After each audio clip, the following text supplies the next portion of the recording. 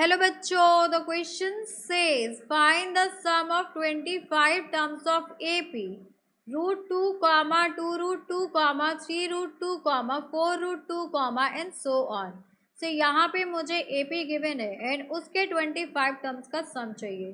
तो इस क्वेश्चन को सॉल्व करने के लिए हम यहाँ पर की कंसेप्ट यूज करेंगे, that is sum of n terms of an AP is given by Sn is equals to n by 2 2a plus n minus 1d, where n is your number of terms, a is your first term and d is your common difference।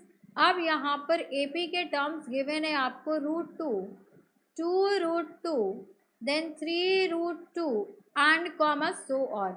अब यहाँ पर अगर आप देखेंगे, so this is your A1, this is your A2, this is your A3 and so on.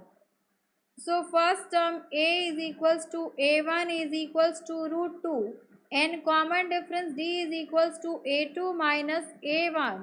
So 2 √2 minus √2 that will be equals to √2। तो common difference की value भी आ गई आपके पास √2। अब हमें n गिवन है, sum of 25 terms, so n is 25। now Sn is equals to n by 2 2a plus n minus 1d हो गया। अब मैं यहाँ पर n की वैल्यू 25 पुट कर दूँ, so S25 will be equals to 25 by 2 then 2 into a and here are a is √2, so ये हो गया √2 plus n that is 25 minus 1, d is also √2। अब यहाँ से अगर मैं √2 कॉमन ले लूँ, so 25 by 2 into √2, this will be 2 plus 25 minus 1 is 24। तो यहाँ से आ गया आपके पास S25, this is also S25।